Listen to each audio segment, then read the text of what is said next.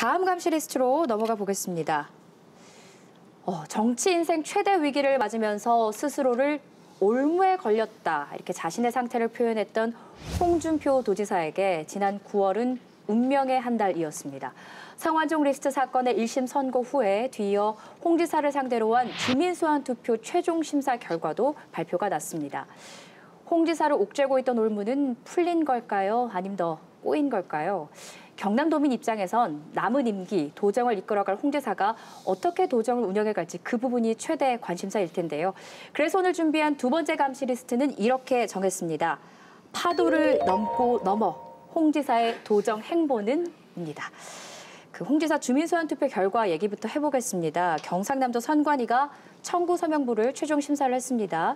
요건에 충족되지 못한다 이런 결론이 났는데요. 먼저 여쭤볼까요? 어떻게 보셨습니까? 저는 이번 주민 소환을 통해서 도민들이 도정에 관심을 가지게 된 데 대해서는 나름대로 성과가 있었다고는 생각을 합니다. 하는데 이렇게 무분별한 주민 소환 과연 해서 될까요? 저는 실패했을 때 페널티도 있어야 된다고 저는 생각을 합니다. 제가 파악한 바로는 지금까지 우리나라의 주민 소환은 81건 있었어요.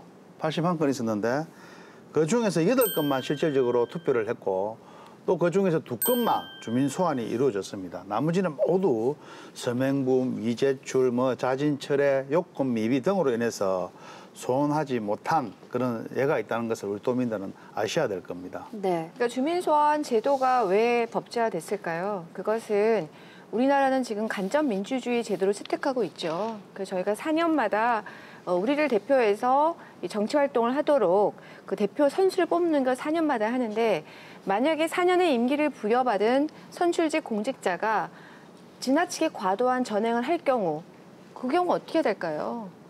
그럴 때 주민들이 직접 이 임기를 끝내고 종료할 수 있도록 그러니까 우리가 하는 간접 민주주의 제도를 보완하기 위한 직접 민주주의 제도로서의 주민소환 투표법이 존재하는 겁니다.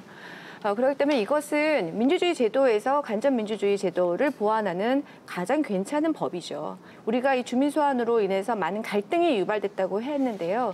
주민소환 운동으로 갈등이 유발된 것이 아니라 주민소환 운동을 하게끔 한 제공자에게 먼저 좀 문제가 있지 않았나라는 생각이 좀 먼저 들고요.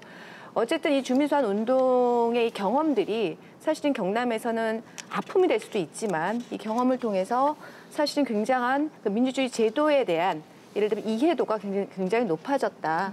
그 좋은 정치적 경험이었다 이렇게 생각이 좀 들고요. 사실 주민소환 제도 자체를 처음 알았던 분들 되게 많았었을 것 같고요. 경남에서. 두 번째는 선출직 공직자들도 경각심을 갖게 되는 거죠. 잘못했다가는 나도 대상자가 될 수 있겠구나. 그렇기 때문에 나를 뽑아준 유권자의 눈높이에 맞춘 정책을 펴야 되겠다라는 경각심도 많이 불러일으켰다고 생각합니다. 어떻게 보면 이제 홍 지사 주민소환운동본부에서는 우리가 9만 표나 더 많이 제출했기 때문에 이게 성사가 될 가능성이 있겠다라고 봤을 수도 있을 것 같아요. 근데 이 생각보다 무효표가 많았다고 이런 의견들이 있던데요. 네, 지난달 26일에 이제 경남도 선관위가 최종 발표를 했죠. 투표 청구 요건이 이제 도내 유권자 10%인데 네. 이 숫자가 이제 2015년 기준이에요. 27만 1,032명인데 이제 여기에 이제 8,395명이 부족해서 각하 결정이 났습니다. 무산된 것이죠. 애초에 이제 총 주민소환운동본부가 제출한 수는 35만 7,801명이었어요.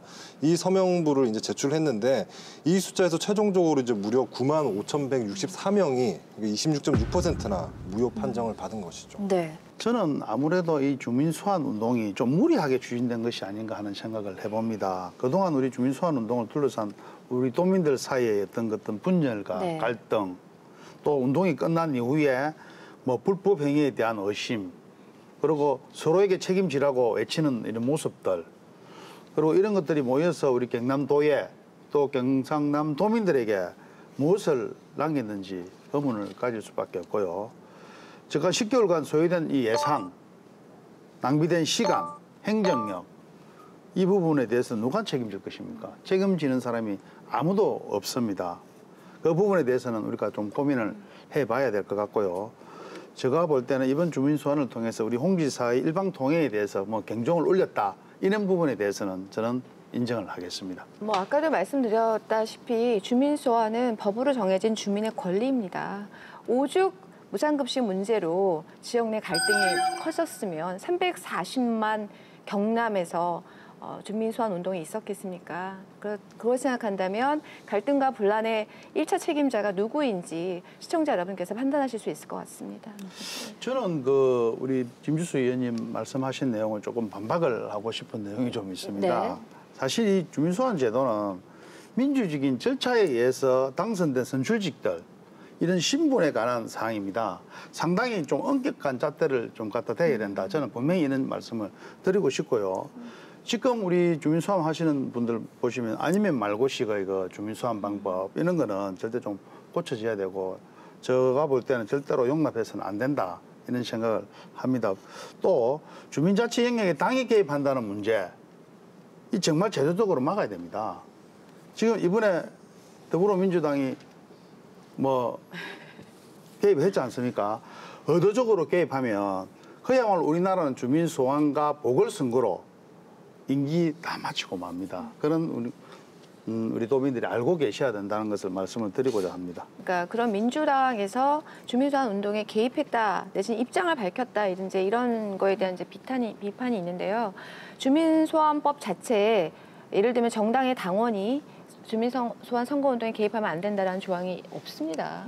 없어요. 그런 조항은 없고 정당은 예를 들면 정치적 활동을 하는 정치 결사체입니다. 그러면 당연히 정당이 선거제도에 많이 저희가 개입하고 있잖아요. 그 선거에 직접 저희가 참여해서 후보로 뛰기도 하죠. 그런데 이 직접민주주의를 보완하기 위한 간접민주주의 제도인 주민소환법에 대해서, 주민소환 운동에 대해서 정당이 입장을 밝히지 않는다? 저는 그건 오히려 더 말이 안 된다고 생각을 합니다. 그리고 새누리당에서도 찬반을 떠나서요. 주민소환을 찬성한다, 반대하냐를 떠나서 주민소환에 대한 정확하게 입장을 밝혀왔습니다. 홍준표 지사님 이번 주민소환 운동에 대해서도 지속적으로 반대 입장을 밝혀왔고요. 그 과거에 하다가 불법 서명으로 중단이 된 박지원 교육감 주민소환 운동에도 적극적으로 관여해 왔습니다. 그렇기 때문에 정당이 주민소환 운동에 어떻게 관여할 수 있느냐 이렇게 얘기하시는 것은 지금 하고 있는 우리 그 민주주의 제도 자체에 대한 이해가 좀 부족한 게 아닌가 싶습니다. 사실 홍준표 지사가 60% 정도 압도적인 지지율을 받아서 당선된 지사인데 10%의 서명으로 소환할 수 있다는 것이 저는 문제라고 생각을 합니다. 그 10%도 지금 못 맞춰주지 않습니까? 네. 주민소환 요건이 엄격하지 않고 문턱이 낮아지면 이게 현지 단체장 발목 잡기 도구가 될 수밖에 없는 상황이에요. 제가 한번 예로 들어 보겠습니다. 어떤 정책을 내놨습니다. 올해같이 무상급식 부분, 진주 어려운 폐쇄 부분 이렇게 내놨다. 자기 위법 부당 사항이 없어요. 법적으로 문제되는 사항이 없습니다. 네. 없는데도 불구하고 반대쪽에 있는 분들이 자기 입맛에 맞지 않다고 주민소환한다. 어떻게 생각하십니까? 이게 주민소환 사유가 될 수 있는지 한번 생각해 봐야 됩니다. 홍준표 지사님 아까 60% 득표율을 하셨다고 했는데요. 정확하게 하면 58%죠. 2014년 재선하실 때. 네. 우리가 투표율이 60%였습니다. 전체 유권자의 60%가 투표를 해서 약 한 60%의 득표를 하셨다면 전체 유권자에서는 36%의 지지를 받은 거죠. 그런데 소환을 하기 위한 그 청구인 서명 유효 건수가 10%입니다. 전체 유권자의. 그러면 전체 유권자의 36%로 당선되신 홍준표 지사를 우리가 다시 소환 운동을 하기 위해서는 최소 유효한 서명 건수가 전체 유권자의 10%, 즉 3분의 1인 거죠. 그 홍준표 지사님 36%를 받으셨으니까. 굉장히 어려운 숫자이고요. 더해서 주민 소환에 의해서 도지사직을 박탈하기 위해서는 전체 유권자의 33.3%가 투표장에 나와야 됩니다. 그렇기 때문에 다시 한번 말씀드리지만 주민 소환은 4년의 임기를 보장하기 위해서 만든 제도를 보완하기 위한 정말 보완책인 거지 쉽게 만든 제도가 아니라는 얘기를 다시 한번 드리고요. 우리가 이렇게 어렵게 제도를 만들었음에도 불구하고 주민 소환을 하는 이유는요. 아까 우리 선영기 의원님 말씀하신 대로 그 단체장이 갖고 있는 예산 편성권이 어마어마합니다. 실제로 경상남도인 경우에는 한 해 예산이 7조이죠, 7조. 이 7조의 예산 편성권을 단체장이 가지고 있습니다. 그렇기 때문에 우리가 첫 번째 단체장을 잘 뽑아야 되겠죠. 그런데 뽑힌 단체장이 임기 내에 전행을 한다면 이것을 막을 방법도 있어야 되는 거 아닙니까? 그러기 위해서 주민소환 제도가 있는 거죠. 저는 궁금했던 게 뭐냐면 이제 서명 적격 여부 판단이라는 이 내용이 계속해서 보도가 됐습니다. 그래서 뭐 보정 작업도 거쳤다 이런 얘기가 나왔는데요.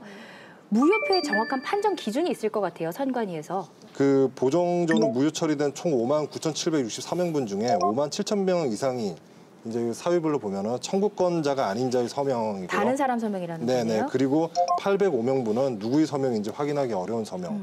그리고 184명분은 이제 서명 요청권이 없는 자의 요청에 의해 행해진 서명이라는 것이고요. 768명분은 이제 중복 서명.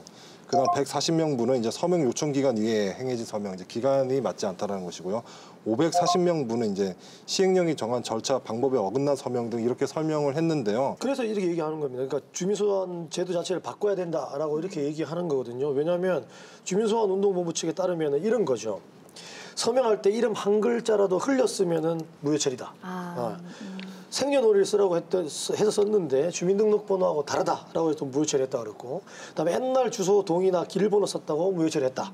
그다음에 한 동밖에 없는 아파트 동수를 쓰지 않았다고 무효 처리했다라고 이렇게 얘기하니까 이거는 주민소환법이 아니라 주민소환을 막는 법이라고 비판을 하는 거죠. 주민소환 제도가 도입된 이래로 절차 자체가 완결된 사례가 거의 없어요. 그러다 보니까 이게 기준이 제대로 정립 선례가 없는 거죠. 기준의 선례가. 전례가 없다 보니까 어떻게 보면 이번 과정을 통해서 배우는 게 참 많겠어요. 그런 부분도 예. 있다고 봐야죠. 그래서 아까 제가 말씀드린 대로 이번 과정을 통해서 주민소환 제도가 있구나라고 인지하신 유권자도 많으실 것 같고요. 더해서 사실은 우리 주민소환 운동을 이끌었던 시민단체들도 그리고 선관위에서도 이런 경험들이 축적이 되는 거죠. 아까 예를 들었지만 예를 들면은 아파트 동수가 하나밖에 없는 아파트는 우리가 우편물 할 때 무슨 A 아파트 뭐 108호 이렇게 하면 딱 우편물이 오니까 네. 주소를 그렇게만 알고 있는데 실제로 거기에도 동수가 있다라는 거 아니에요. 그래서 뭐 일동이든 아니면 가동이든 그런 걸 쓰지 않고도 다 무효 처리가 됐다는 것은 좀 상식적으로 좀 너무 엄격하게 적용했다라는 느낌을 지울 수가 없는 거죠. 이 이후에 홍 지사는 어떤 반응을 보였는지 그 얘기를 좀 해보겠습니다. 이 선관위 최종 결정 이후에 사필 규정이다 이런 공식 입장을 내놨어요. 네, 그 정장수 비서실장이 이제 도민께 드리는 말씀을 대독을 했죠. 대독을 했는데 이렇게 얘기를 했습니다. 사필 규정이다. 대한민국에 더 이상 복지 포퓰리즘은 안 된다는 저희 정치 소신에 대한 도민의 정의로운 평가라고 생각한다. 그러면서 뼈를 깎는 심정으로 거듭 태어나 도민과 함께하는 신뢰의 도정, 깨끗한 도정, 열린 도정을 펼쳐나갈 것을 약속한다라고 이렇게 얘기를 했습니다. 참 그 유례없는 광역자치단체장 소환 추진 또 거기에 또 맞불이 있었죠. 교육감 맞소환으로 이어지기도 했는데요. 이유는 다르지만 둘 다 성사는 되지 않았습니다. 그동안 좀 뭐라 그럴까요? 열기가 과열됐던 그 갈등이 좀 누그러졌을까요? 아니면 좀 수그러졌을지 저는 이거에 대한 얘기를 좀 해보고 싶은데요. 감시자들 세트장에서 느끼는 분위기는 열기가 더 과열되고 갈등이 더 깊어진 게 아닌가 이런 생각은 듭니다만 어떻게 보세요?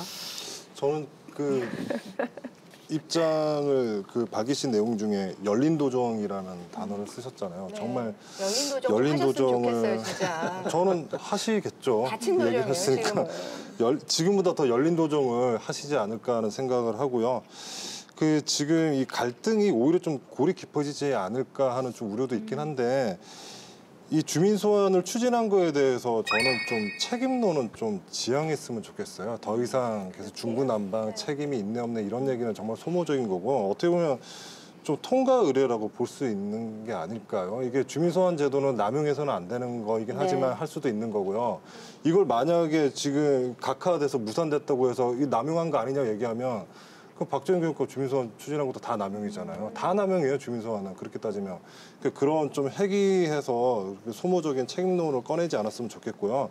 앞으로가 문제죠. 통과 의례로 성장통처럼 이런 과정을 겪었으니까 앞으로 어떻게 할 것인가.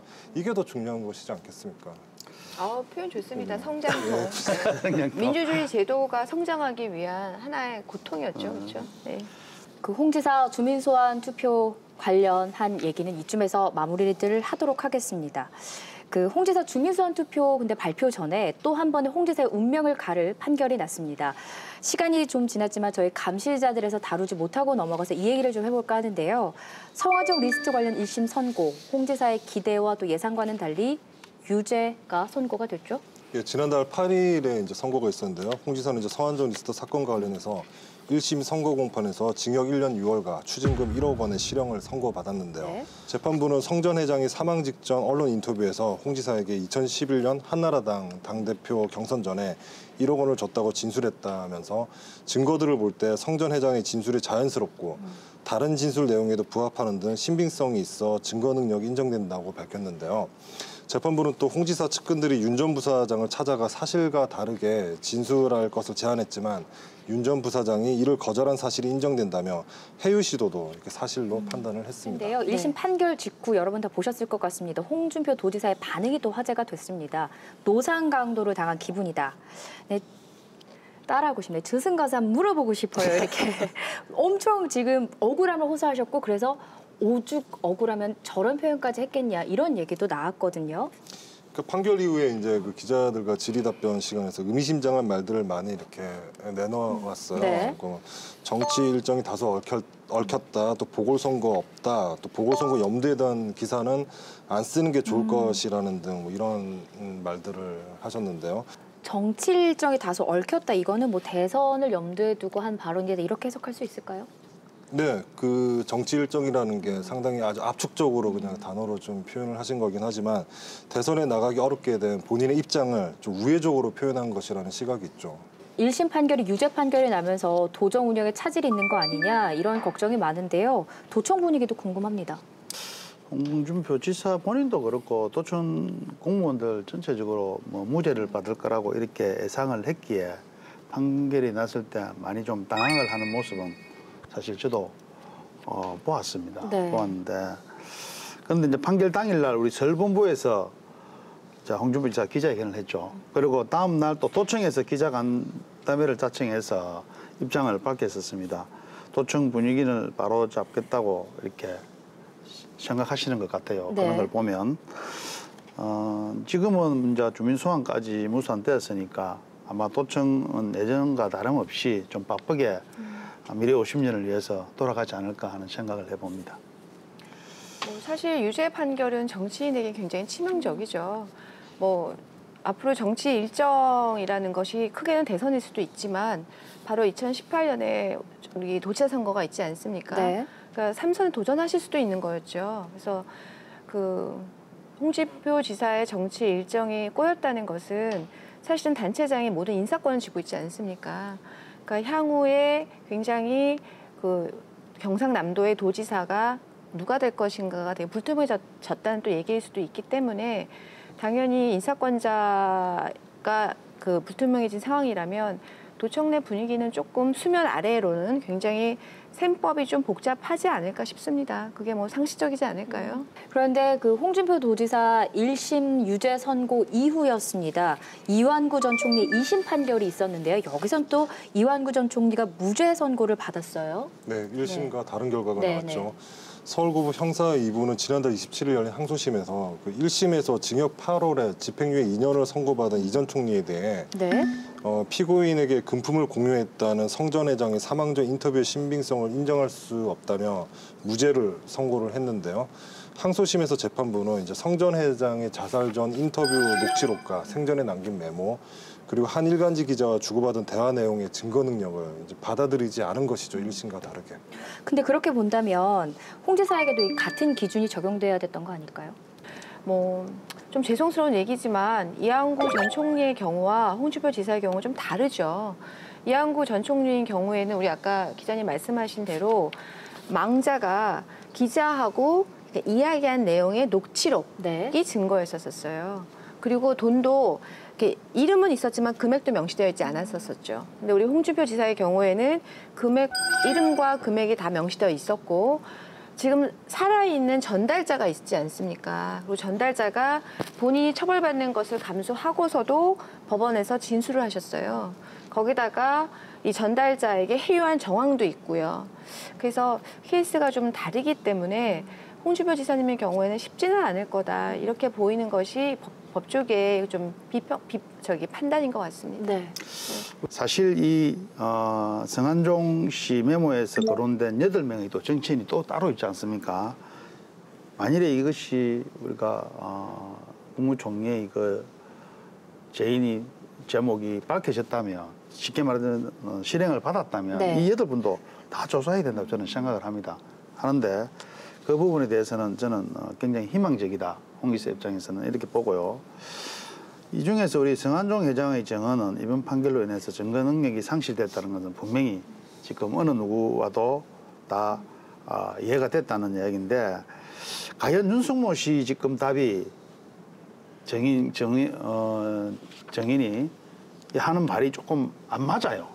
지금 어떤 분이 안 맞다면 네. 돈을 전달하는 시기, 돈을 가지고 왔다는 경로, 네. 이런 게 좀 사실에 부합하지 않는다는 겁니다. 이런 부분이 있기 때문에 홍 지사도 언제 어디서 줬다는 그런 주장이 아니기 때문에 홍 지사도 희망이 있지 않을까, 저는 그런 생각을 해봅니다.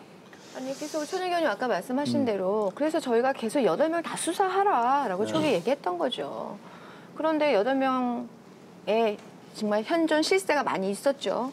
그런데 슬며시 다 빠져나가고 오로지 홍준표 지사만이 유일하게 망자의 증언이 아니라 그 전달자가 정확하게 있는 그런 대상자가 된 거죠. 그렇게 봤을 때 어쩌면 이완구 전 총리가 더해서 이번에 2심에서 무죄를 받았기 때문에 더더욱 정치적 입장에서 보면 8명을 다 지금 무죄해 줄 수는 없는 거잖아요. 네. 그렇다고 지금 현 정부에서 보면 아직 수사하지 않은 6명에 대해서 수사할 것 같지도 않고요. 그랬을 때 홍준표 지사의 입지는 어쩌면 정치적으로 봤을 때 좀 더 어려워진 건 아닌가. 정치자금법 위반 1심 선고 이후에도 또 주민수환 투표가 무산된 이후에도 홍 지사 한결같이 흔들림 없는 도정을 강조하고 있습니다. 워낙 제 개인적으로는 홍 지사를 보기에 주관이 뚜렷하고 네, 또 강하신 분이어서 별 영향을 받지 않을 것 같다는 생각이 들어요. 본인 스스로는. 근데 어떻게 예측을 하세요? 최근에 부쩍 흔들림 없는 도정을 굉장히 많이 강조하고 계시거든요. 그것은 또 반증해서 보면 지사님 스스로 레임덕을 좀 우려하고 있는 게 아닌가 이런 생각이 좀 들고요. 더해서 최근에 그 1심 판결 직후에 갑자기 우리 그 핵심 정책으로 낙동강 물 대신 댐을 건설하겠다. 네. 뭐 또 이런 말씀하셔서 논란이 됐는데 좀 이렇게 급조된 정책을 자꾸 말씀하시는 게 좀 마음이 너무 급하신 거 아닌가 이런 좀 우려가 됩니다. 예. 그 홍 지사가 주민수환 투표가 무산된 이후에 저희가 뭐 여러 번 얘기도 나왔지만 열린 도정, 또 뼈를 깎는 심정으로 거듭 태어나서 도민들과 함께하겠다 이런 입장을 밝혔습니다. 도정 운영 스타일이 그럼 좀 달라지는 거 아닐까, 소통이 좀 되지 않을까 이런 기대가 있었는데 그 이번 도의 임시회 도정 질문에서 또 여전히 거친 입담, 강한 캐릭터를 드러내는 사건이 있었다. 이 얘기는 무슨 얘기일까요? 저보다는 현장에 직접 있으셨던 의원님들이 더 네, 설명을 네. 잘 할 수 있을 것 같은데요. 네. 그러니까 제가 이게 좀 내용이 긴데 그냥 짧게 좀 설명을 드려볼게요. 그러니까 총 3차례 있었잖아요. 지난달 26일부터 28일까지 3차례 도정 질문이 있었는데 이제 마지막 날에 이제 그 여영교 의원과 좀 충돌을 했는데요. 그 도정 질문은 정강식 의원이 녹조 발생 관련해서 질문을 했었어요. 근데 그 중간에 이제 자리에서 의원석에서 듣고 있던 여 의원이 답변을 짧게 하라고 좀 말을 막았고요. 근데 이제 홍 지사는 이제 짧게 하든 안 하든 내 알아서 하니까 답변 시간 제한이 있는 건 아니다 하면서 겐세이를 놓고 말이야. 이 겐세이가 이게 당구장에서 많이 쓰는 용어인데요. 견제죠. 네. 견제하지 마라 이 뜻이죠. 그래서 불쾌하셨죠. 그러니까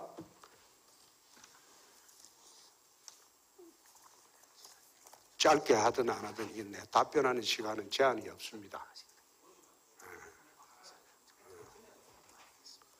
뭐 겐세이는 그 여의원 할 때 겐세이 하고 막 조용히 하세요. 네? 짧게 하는 게 아니고 충분히 설명을 해야 돼. 모르는 사람한테 여영국 의원은 잘 모르잖아. 그러니까 설명을 해줘야지. 그러니까 저런 사람 때문에 도의회가 시끄럽다니까. 현장에 계셨던 어떻게 어떻게 보셨어요? 네, 어떻게 보셨어요? 그 회의장이라는 그 엄숙한 공간에서 마이크를 잡고 아까 얘기한 대로 당구장에서나 쓰는 그런 개인 시위란 말을 쓰신다거나 아니면 도정 질문을 하는 의원에게 공부를 더 하고 오라는 둥 그리고 감정적으로 질문하는 거 아니냐 이렇게 이야기하시는 것은 좀 안타깝지만 상당히 좀 무리가 있다 이런 생각이 좀 들고요. 정말 언어 공해입니다. 언어 공해. 우리 홍 지사의 답변 태도 저도 불만입니다. 네. 첫날 오후에 이제 우리 박삼동 의원님이 도정 질문 시에 조금 사용하지 좀 곤란한 언어도 좀 쓰고 행동도 했던 것도 사실입니다. 사실인데 다음 날 도정 질문 시간이죠. 다음 날 이튿날째인데 도지사가 한 말씀입니다. 저는 개인적으로 국회의원보다 우리 도정의 견제와 감시 역할을 맡고 있는 도의원님들을 잘 모셔야 한다. 이렇게 하셨어요. 어쩌면 좀 사과의 말씀을 하신 거라고 저는 인정을 하거든요. 이런 사과를 보면 좀 욱하신 성격인가 봐요. 예, 그렇죠? 우리 홍 순간 지사 욱했는데. 욱하죠. 많이 욱하죠. 예. 예. 27일 도정지문에서는 다소 좀 부드러운 면도 있었지만 또 우리 영국 의원도 지사가 그 나와서 답을 하는데 그만해라 보고 이렇게 하면 안 됩니다. 짧게 하라 보고 이렇게 하면 안 됩니다. 듣는 자세도 도의원들 필요합니다. 저는 그렇게 결론을 내리고 싶습니다. 조금 더 우리 지사님이 답변이 부드러워지기를 기대합니다. 네. 오늘 논의를 이제 좀 정리를 해보겠습니다. 앞으로 홍 지사의 도정 방향은 어떻게 갈 것으로 예측을 하시는지 또 어떻게 가야 한다고 생각하시는지 네. 정리를 한번 해볼까요? 9.69%였죠. 근데 이 숫자를 좀 잘 기억할 필요가 있는 게요. 이 주민소환제도 투표는 무산되기는 했지만 이 정도 수치로 이렇게 결과가 나온 것도 상당히 이례적인 것이거든요. 네. 또 역사의 기록으로 남지 않습니까? 9.69%에 해당되는 26만 2,637명이 주민소환 투표에 서명을 한 것인데 이 숫자도 거르고 걸러서 애초에 10%의 목표치를 만족시키기 위해서 제시된 숫자라는 것이거든요. 그러면 9.69% 이 숫자의 저변에 깔려 있는 숫자가 얼마가 되는지는 그 홍 지사님의 과제이신 거죠. 그 홍 지사님의 최근에 그 1심 판결 후의 기자회견 그리고 주민소환 무산 후의 기자회견 그리고 의회 발언 등을 보면 오히려 과거보다 좀 수위가 더 좀 높아지고 있다는 느낌을 사실 받습니다. 저는 가까이서 뵈니까요. 아무래도 이제 여러 가지로 압박을 느끼시기 때문에 고삐를 좀 더 당기신다는 느낌을 많이 받는데 오히려 지금은 고삐를 좀 조이시기보다는 좀 한번 돌아보시고 그리고 좀 편안하게 좀 마음을 먹으시고 좀 쉬어가면서 좀 돌아보는 계기를 가셨으면 좋겠다 이렇게 말씀드리고 싶습니다. 우리 홍 지사님 꼭 우리 김지수 위원님 말씀대로 그렇게 해주셨으면 저도 기대를 해봅니다. 사실 주민소환 문제는 이제 일단락되었습니다. 네. 일단락되었기 때문에 지금 와서 누구의 잘못을 따지는 거는 좀 맞습니다. 소비적인 현실이 아닌가 하는 생각을 하고요. 좀 이런 식으로 에너지를 소비하는 것보다 이 힘을 우리 도민들의 힘을 우리 그 지사님한테 좀 실어주면 어떨까 하는 생각을 저는 개인적으로 합니다. 우리 경남이 앞으로 미래 50년, 100년을 먹어 살아야 하는 큰 프로젝트들이 지금 많이 나와 있는 것도 사실입니다. 저는 이번 주민소환 운동, 갈등, 문제 이런 거는 화학과 상생으로 좀 갔으면 하는 개인적인 바람을 말씀드립니다. 네. 참 홍 지사가 정치적 위기의 파도를 넘는 동안 그걸 지켜보는 지역민들의 불안감과 피로감도 높았습니다. 홍 지사가 정말 자신의 말대로 뼈를 깎는 심정으로 거듭 태어나서 상생의 정치, 협치의 미덕을 보여줄 수 있을까요? 홍 지사가 남은 임기, 행동으로, 정책으로 자신의 각오를 증명해 보여줄지 감시자들이 끝까지 지켜보도록 하겠습니다. 여기서 대표 감시자분들과는 인사 나누겠습니다. 고맙습니다. 고맙습니다. 네. 요즘 3사람 이상만 모이면 언급되는 화제거리는 단연 지진과 김영란법입니다. 이 두 가지 이슈가 우리에게 던지는 화두는 무엇일까요? 지금까지 우리가 살아온 삶의 방식을 완전히 바꾸라는 것. 지진과 원전의 공포는 안전에 대한 상식, 또 당연하게 여겨왔던 에너지 정책에 대한 고찰을, 그리고 김영란법은 우리 사회에 오랫동안 뿌리내린 검은 관행에 대해 경각심을 불러일으킵니다. 익숙한 것들과 결별하기, 낯선 길을 통해서 새로운 시대로 나아가기, 지금 우리에게 주어진 큰 숙제가 아닐까 싶습니다. 350만 도민이 모두 감시자가 되는 그날까지 여러분과 함께하겠습니다. 시청해주신 여러분 고맙습니다.